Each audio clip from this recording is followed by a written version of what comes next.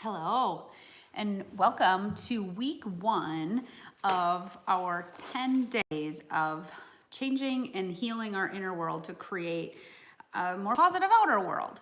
And this is something that I guess it wasn't necessarily something I've been planning. It was something that came divinely to me, plopped down, everything was aligned, and I couldn't help but just start with it. And I believe that is really how we know which next direction to take in life, whether it's simple things or little things, is when you're so grounded into trusting and you're so aligned with who you are and your potential, it is unmistakable what the next right step should be. Is that something that you just are? Yes, it is. But I think there's a process of when we actually forgot that about ourselves, that potential. And so for this week, I want to bring you back to learning how to trust, all right, again, because you did know how to trust at one point in your life. You knew how to trust so faithfully that your life depended on it. You didn't know how to take care of yourself. If we rewind all those years back to when you were a newborn, you couldn't help but trust, could you? You could not help but trust in your little infant baby body, knowing that all of your needs for survival, would be met. You were fed. You were clothed. You were probably bathed, right? You were getting these basic needs met because here you are living, for one. However, there might have been some breaches in your trust since then, which is where we learn, where the ego, that part of ourselves that hides to keep us safe, it has learned that not everyone is trustworthy, and sometimes even yourself you can't trust. And you might say, because I remember the first time that I had to look at trust as not an outer thing. It was really within myself. I told myself the story. I couldn't trust other people. I couldn't trust that they had my back. I couldn't trust their word. I couldn't trust, that they weren't going to steal from me. Different things popped up that I had to actually work around the idea that I had living inside of me that I couldn't trust other people, but realizing it was that, but it also was I didn't trust myself. I didn't trust myself to make good choices in employees. I didn't trust myself that I could make good choices in friends, just good choices in business, good choices in life. Did I make choices? Yeah, I did. It wasn't really that, but that's the misbelief. That's the thing that flicks us off of the knowingness, is when we question it and we move out and around the actual trusting, okay? So how can you find your way back to understanding trust? I think, first of all, you gotta witness the areas where you are most mistrusting. You gotta look at the thing that actually is deceiving you. Otherwise, it's like make believing that, yep, I'm gonna become, and I can trust myself and all the decisions I make, but you don't really fucking believe it because you haven't witnessed and recognized and worked through the actual one-eyed monster that sits between you and really fully surrendering and being trustworthy of all, okay? So how can it be recreated? The recreation process is just like how it occurred. You're going back through the undoing of mistrusting to find your way back, that you can fully surrender that and you can fully drop in and know you are backed.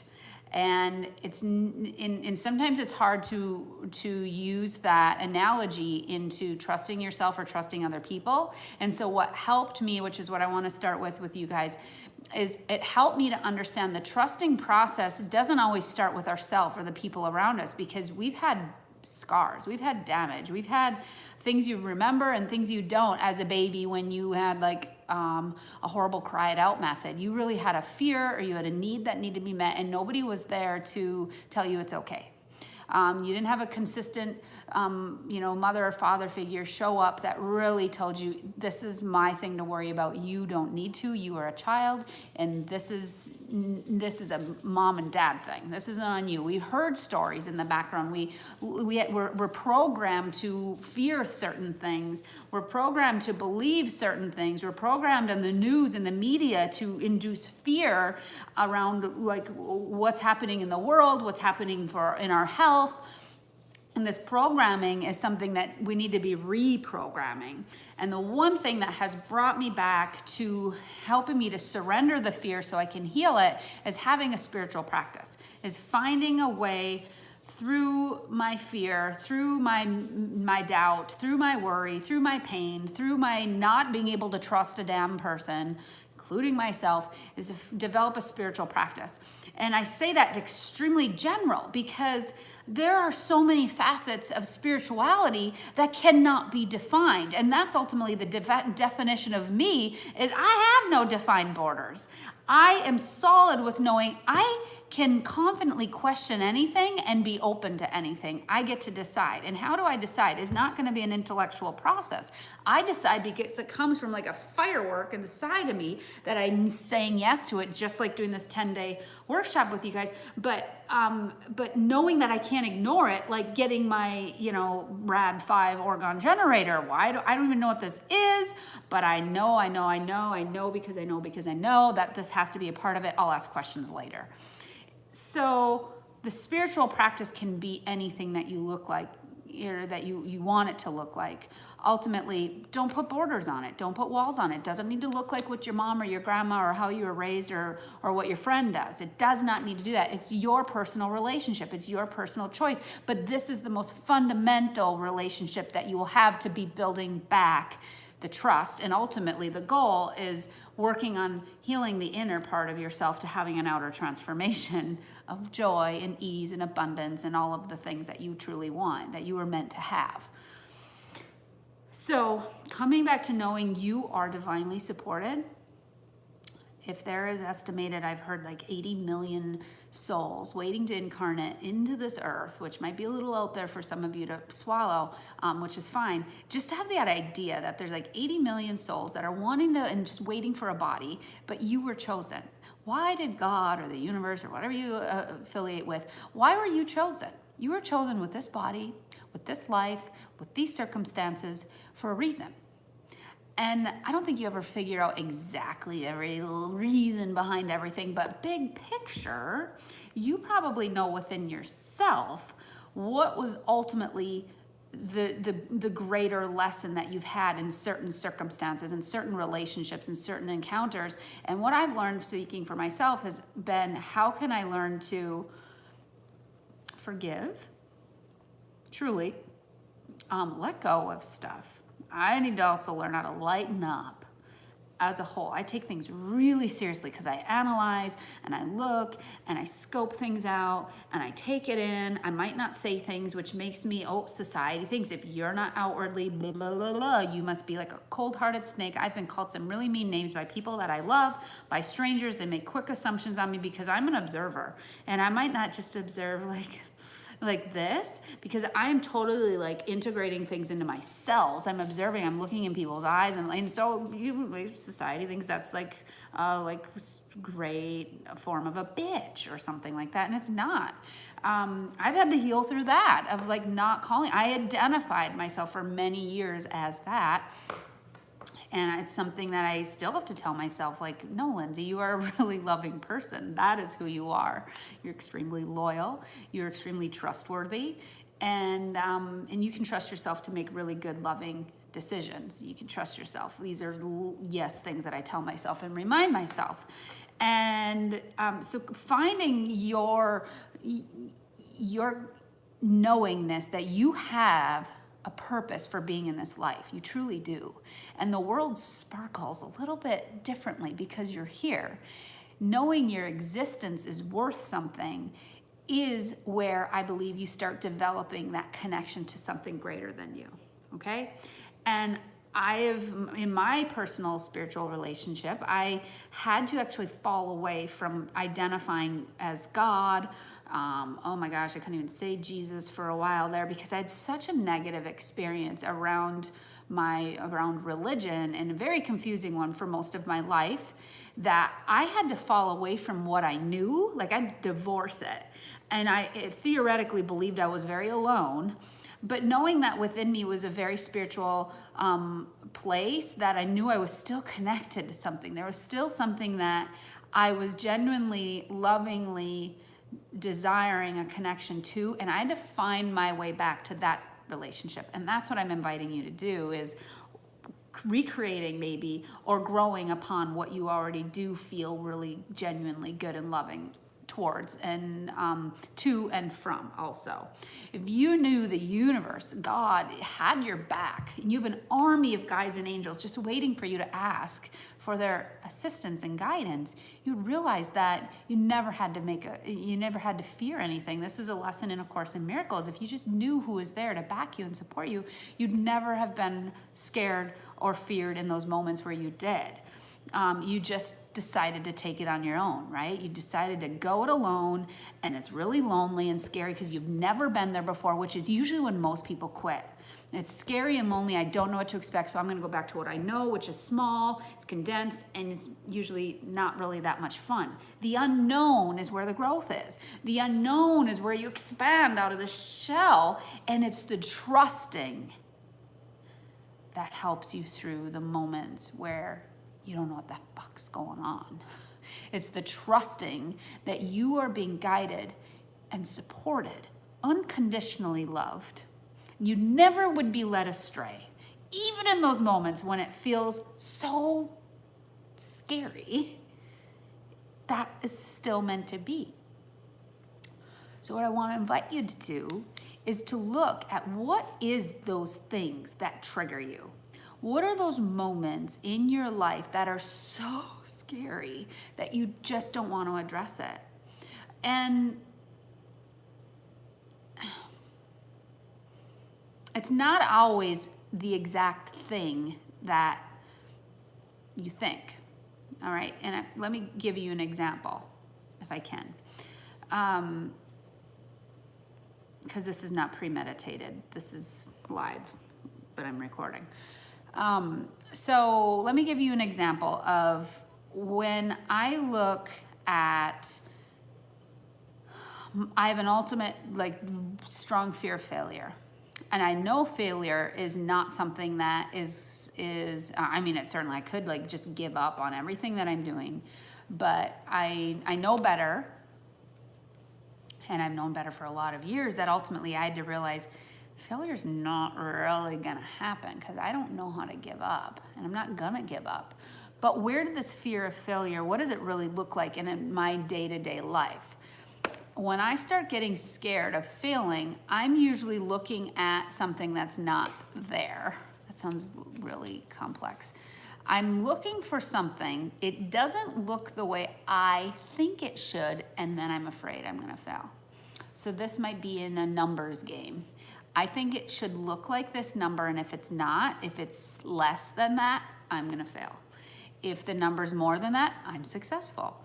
And numbers throw me. Quantifiable things in the business that I'm in will totally change me and my energy, because what I do is I lead and teach and guide, and really what motivates me and helps me to feel like in the groove of trust and knowing is when I'm quality, not quantity. Okay, and I've had to learn that my trigger is a quantitative thing. I get triggered by numbers. I get triggered by judging my production in life on a number, and it takes me out. Takes me out every time, and would start triggering me into this cascade of oh my God, what do I gotta do different? Oh, who is sabotaging me? And who do I gotta try to control to get this back? I need to get this number back. I need to do all these things. And that is ultimately takes me way off my course of being aligned with truth, being aligned with knowing God has this taken care of. I don't need to control my way through it. a number, a simple number in my business or businesses will trigger a downward spiral of me ultimately thinking I'm gonna fail. I'm going to have to like sell my house. I'm gonna have to like take my kids out of private school. I can't buy food. I need to go and set up a marketing booth like tonight to ease my pain and agony of failure. And it literally has been an incessant thing for me in the past. And so what I've learned are, yes, failure might be an underlying trigger. I had to look at it and remind myself, but you're not gonna fail. You're actually really good when you stay in the flow of what you do. You provide really, really good quality care and advice and education, and you've done a really good job at it, Lindsay. So let's go back to what it is that helps you to stay in that place of joy, of confidence, of desire, of happiness. And then look at, okay, what are the things that take you out? All right, so this is the green-eyed monster that you're gonna wanna start taking and making note of. What are the things that trigger you? What is it? Because then it was not only, okay, I need to like look at why am I doing this without avoiding it. Avoiding it means that at any point it could randomly pop up, even like innocently, and you get triggered. So avoiding it doesn't work. That's the like dichotomy of like a spiritual life, is you can't just like forget it. That's impossible. But I believe in the therapy of like really addressing like what is the basis, what are the triggers, but what's underneath that, so you can demystify it. You can address it. It's at a seat at your table. It's a part of you. But if you can take it even back a step further and realize where is this coming from, then you can heal it. Can heal it. And you don't have to get as deep as I just went into there. You can do something just as simple as, this number isn't what I expected. This number is triggering and alarming me. I forgive this. And inner guide, show me a way through this, because I don't know how. It's scaring the shit out of me right now. God, angels, universe, show me another way. I call in the part of me that feels confident, the part of me that feels loved and loving. I've got to let my cat in. So maybe even just jot that note down for a second.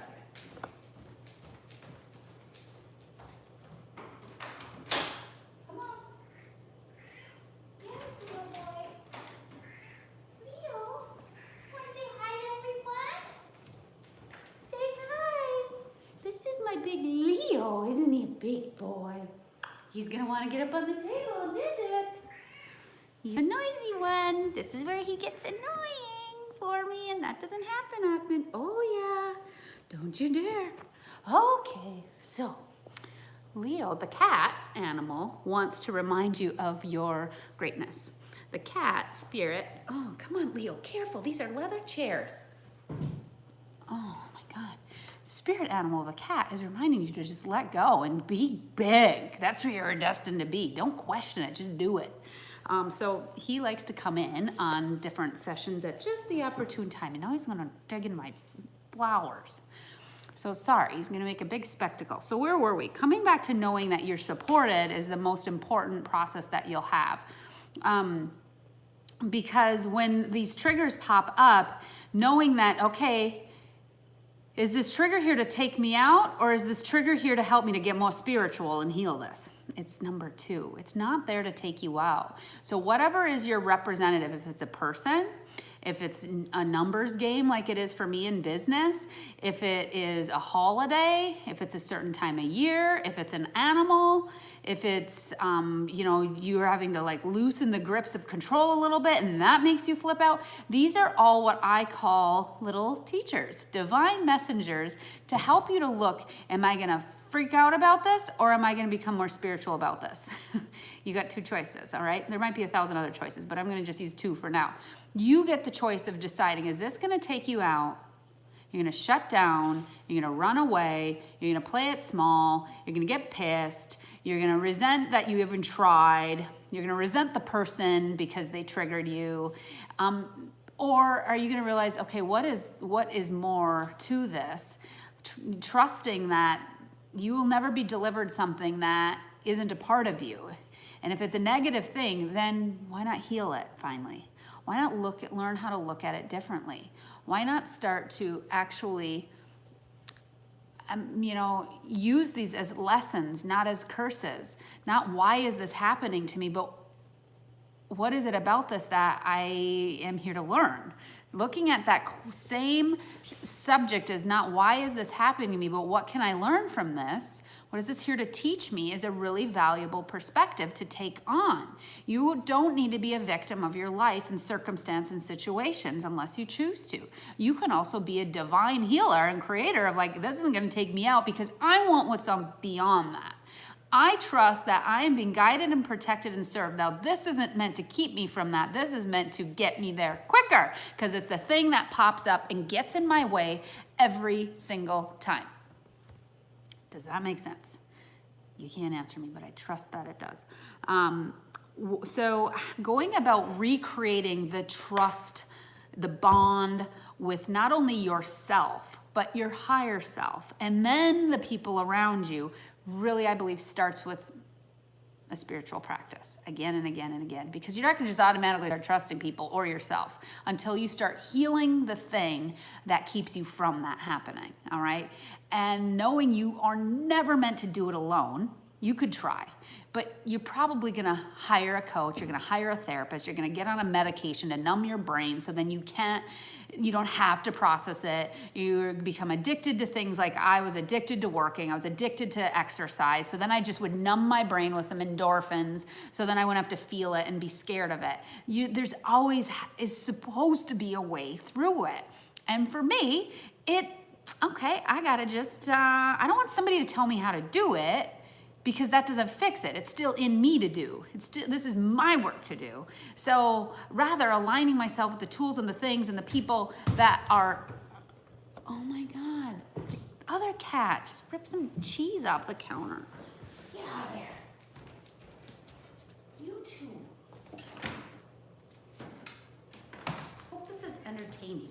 This is where it starts making me become flexible in my controlling. I was like, do I let the animals in for this?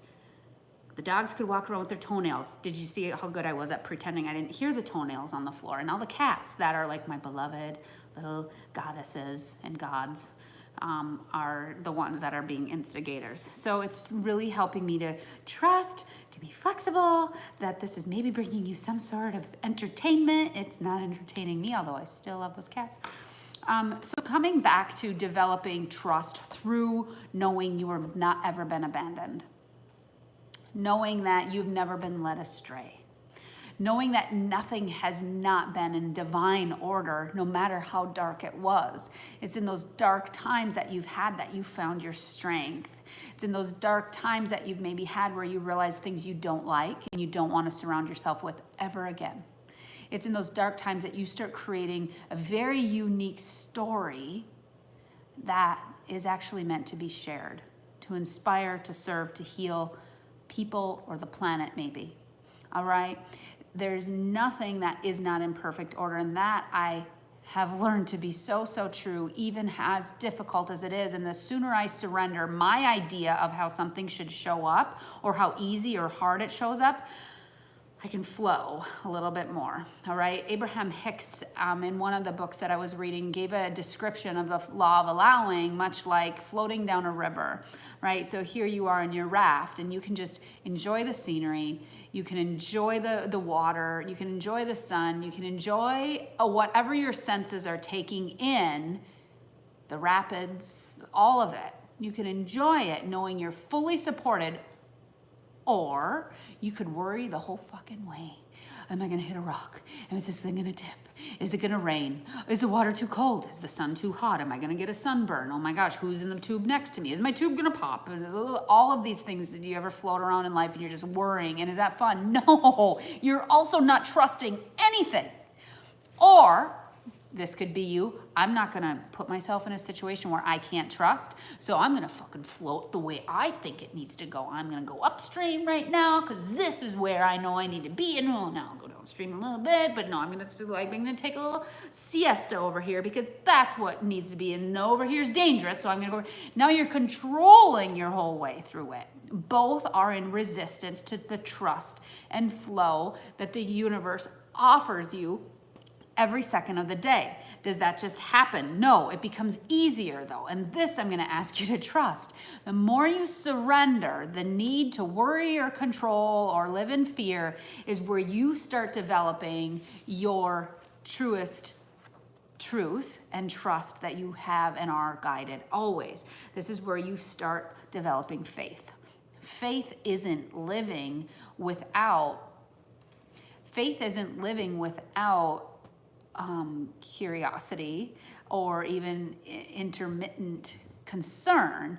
It's surrendering that concern or worry or fear over to a higher power to take that on instead of you. You're a human being. You're a soul in a human experience. Some things you are not meant to know how they turn out because they're meant to turn out far greater than you ever imagined, whether that's one day or 1 week or 1 year or 10 years later. How it unfolds in the unfolding and having faith that the unfolding is in the best and greatest order for you and all is where you can enjoy the process. All right, does that make sense? I hope. So the process of trust, I believe, is first and foremost the most important thing about starting to stir up and healing some of the inner things that live in your cells. Okay, and what I've also learned, which always seemed a little bit cliche to me at first, is a lot of the trauma seems like car accident. Yes, that can be, but trauma can be little things on the playground. It can be my son, my youngest son, he's 5. He is working on developing confidence. And here I am as a mom, I'm like, when did he learn to not be confident? And how did I participate in that? And then it's like, okay, I forgive that thought because I want to just be a witness to it. And how can I support him to realize he's brilliant and wonderful? And how can I help rebuild and put him in situations where he can learn that he can be confident? So this morning, he's just started piano lessons, and I'm a teacher in certain things. I'm not a teacher in like math. I'm not a teacher in many aspects. Piano is definitely one of them.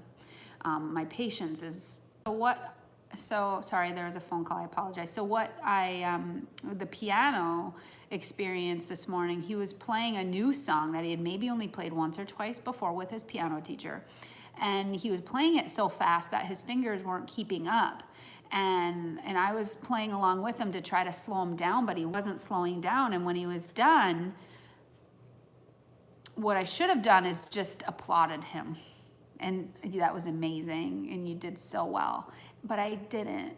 And what I said, seeming very innocent, I said, did you mean to play that fast? Because it seemed like your fingers were, you were having a hard time, And he immediately started crying. And I'm just so grateful that I have a open emotional relationship, that I am aware that, oh my God, look at, I just shut him down, the thing I'm trying not to do, that he feels open enough to actually express his sadness. And,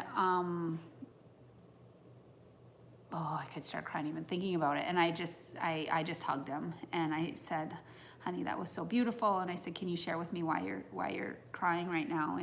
And he said, because I didn't do it perfect. How many of you get so upset because you didn't do it perfect? And I know that that's probably something I just sent on to him through my DNA, that when I gave life to him, that he has some of that desire to be perfect. And if I'm not perfect, then I'm a friggin' loser. I don't know. And so I apologized for that. He's up there. Oh my God. Like, can they be more of a spectacle? These cats. And then there's one right here too, that I'm trying to just pet so he doesn't come right in my face. So yes, I have a cat on my table. I'm proud of it. So I just let him cry and I apologized. I said, I'm sorry if I helped you to feel that way. You played so beautifully. You really did good. You've only played that 3 times before. And he was able to, calm himself. And then I had him play it again. And all I did was clap, clap, clap, clap. Like I had his brother clapping. We were celebrating. And I learned a really valuable lesson is when you are starting to embark on a new process, please don't shame yourself.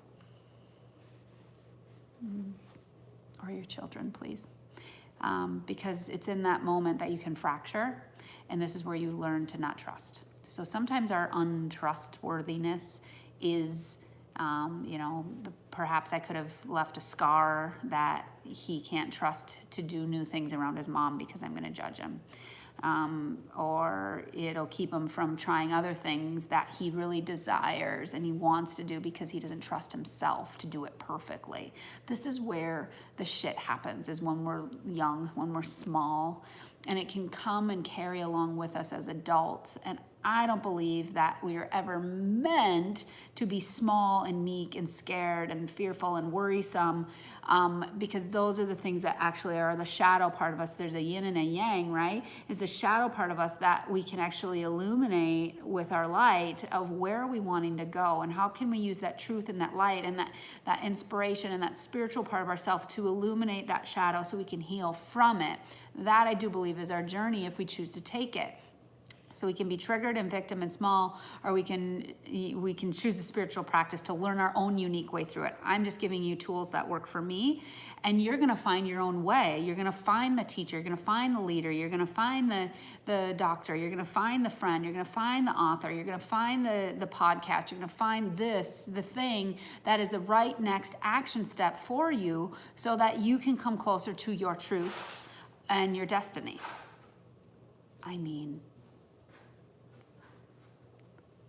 Watch this. How does a cat do that? Anyway, let's just talk about that. He had complete trust in himself to jump up on that thing that as he's slipping around on those maps, that's right there, my 5-year-old I'm talking about, made these beautiful maps that I can't get rid of. Or no, that was his brother. I don't know, whoever made the maps. That are just sitting up there. And yet the cat, with complete confidence and certainty, jumped onto that railing that any one of us would have flipped right off of, up on top of there, and then he jumped to the wooden floor without any concern, right? Where can we come back to that? Thank you, Lionheart, for inspiring that little message. How can we come back to knowing we're supported, knowing we can get exactly to where we want to be, whether it's up high or it's down low, fast, slow, whatever it is, and we can handle any obstacles, knowing that we are meant to move through this. We're meant to flow through this. And the moment we can take ourselves off of the control wheel and enjoy the process rather than worry about it coming to where we think it should be, we allow in the miracle. When we have hope, we allow miracles to happen. Hope is the conduit for miracles, as Gabby Bernstein has taught me. Hope is the conduit for miracles to occur. So how can you bring in more miracles into your life, like Leo, who was at Chuck and Don's? You want your story told? Leo, he likes to wander, and some people think that he's just their cat because apparently my neighbors have said he likes to come at their door. And he was found roaming the streets at some place and was brought into a shelter, and he was brought into Chuck and Don's, which is where, here's another miracle, we lost our cat, and we had Lionheart, but I was like so sad, and my husband, who is not a cat person at all, which I don't understand that, but he went in to get dog food, and he's like, hey, Lindsay, boys, I think you should come in, and we're like, oh, what is that? I was like, well, there must be a dog, cat he wants me to see, and I was so excited, like, oh, I wonder what one is in there. And we're like hugging and, petting him through the cage. And he said, I was thinking that maybe, he could replace Baby May, who was our previous cat, who just is out there like Pocahontas, out there just enjoying the wilderness. In my heart, I believe that. And he's like, I was thinking we could maybe adopt him. And I'm like, are you kidding me? Like, did hell freeze over? What happened? So you never know. You never know. Oh, look at, you never know what is happening next. If you just continue to believe and have hope and surrender what it's supposed to look like, surrender being mad, you can be led in so many amazing choices, and that's what actually starts building trust. You can trust yourself that you can make good decisions because you are guided. You can trust that you are guided to healthy, strong, loving people. You can trust that you know how to say no to anything that you're not aligned with, that isn't in your best next right step or choice, because it doesn't feel right. It's in that spiritual practice you get to know yourself and you can trust yourself again. So I believe that's the first step, is you starting to develop that. So what are some ways you can do that? By getting a cat. I'm kidding. Although I do think animals are great, great, great teachers for us. I believe that you should start that with just a willingness to, when there's something that comes up, when there's a fear, when there's a worry, when there's a resistance that comes up, that you're just willing to say, I forgive this, rather than judge it. Like, here I go again, here I'm doing my thing again. You're willing to look at it differently. You're willing to forgive it. I recognize this, here you are again, and I forgive this. Inner guide, show me a way through this.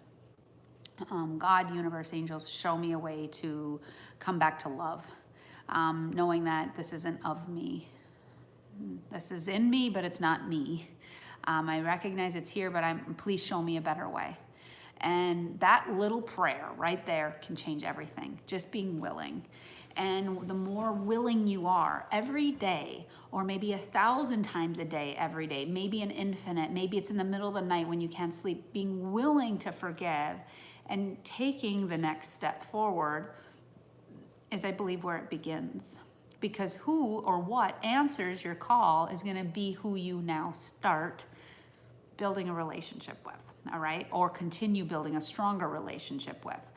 And that is part yourself, your higher guidance system, yourself and the entity around you, that loving entity, whatever that is. And you go from there, and you can talk to that self. You can talk to that. You can pray to that. You can journal. Journaling is transformative because it's not anymore in you. Now it's out of you. And you start, this is a journal that I have 1,000 of them, but this is like a lot of different stuff that's just been regurgitated because I wanted to get it out. And do I tend to go back? Sometimes I go back, but I don't really need to because it's out of me. And usually what happens is I forgive and I write, and I just continue to write and show me what to say. Who do I need to be? What needs to happen? Where do I need to shift? You will be led. You might have an inspiring dream. You might meet somebody that teaches you another lesson. The thing comes up that, you have your epiphany, or it's just staying with it a little bit longer. It's being patient. It's being faithful. It's forgiving again and again and again. Sometimes you need to get on your knees and forgive. Have a good cry. These are the things that bring you back. Now, what are some tools that I use to help in the process? Some tools that I use to help me in the process, no matter how sometimes insignificant they are. I've learned that it's not me. I don't get to determine how significant or insignificant something is.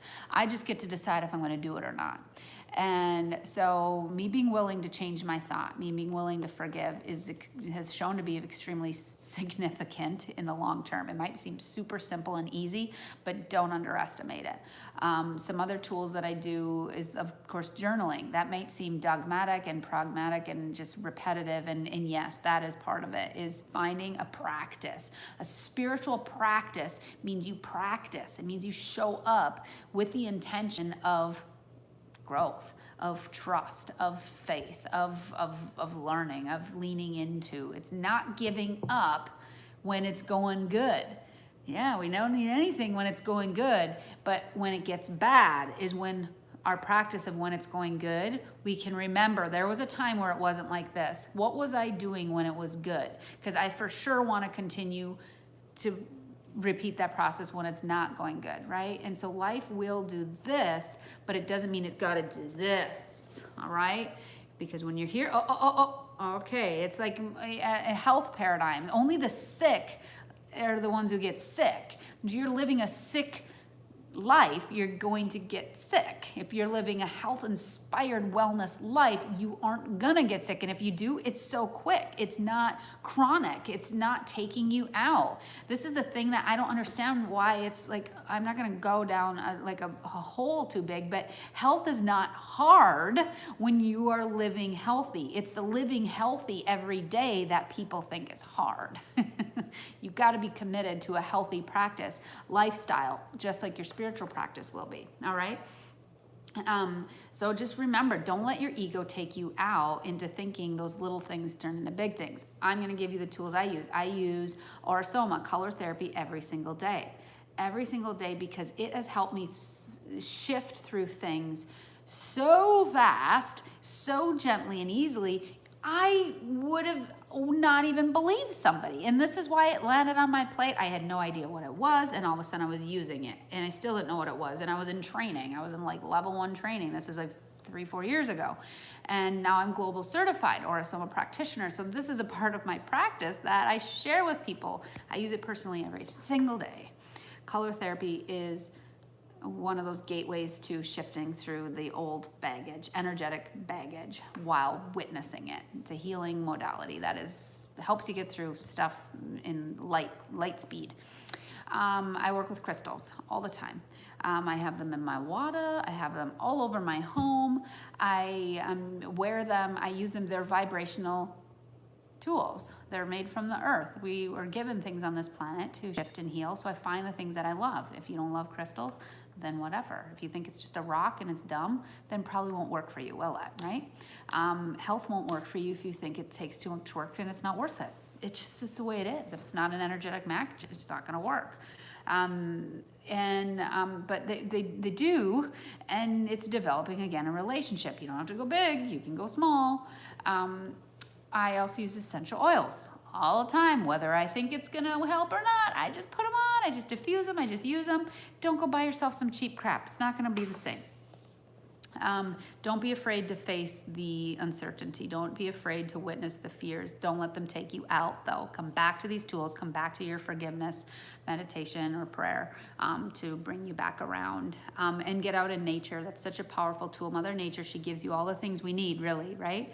And finding a way to get out in nature will help you shift energy. Just ask. Ask for whatever is not of me, take it from me. And whatever I can be filled back up with to fill me up, please, I just ask for it and then give gratitude for it as well. Body movement is another one. Get yourself moving. That might be walking, that might be yoga, that might be dancing, working out, whatever. Get your body moving because your body was meant to move. It was not meant to be sedentary. You've ever seen an animal just be sedentary? No, it moves, doesn't it, Leo boy? It moves and moves and moves and moves. And we should move too. We should find what ways do our body like to move. And once you start moving, it might be a little bit uncomfortable. That's okay. It's telling you this hasn't happened in a while. I want you to be aware of me. It's not to shame or like, oh, I'm just such a loser. Look, I haven't moved and finally I'm gonna. It's getting up again. It's starting again. It's doing it again. And then feeding and fueling it. Really good filtered water and food that nourishes it. That's all part of my spiritual practice, all of those things, and 1,000 more. So with that being said, I want to invite, if you have any particular questions or anything, to feel free to post any questions, email me any questions, of course, as well. And I will place a homework assignment with some brief little tidbits about this around the video as well. Thank you for allowing him to make his debut. Yeah, Leo boy, for this week 1. Say bye, Leo. Oh, just insists. All right, so learning to trust. Again, you can do it. You can do it, and that's the whole purpose of this. So thank you for joining. I can't wait for the next video tomorrow.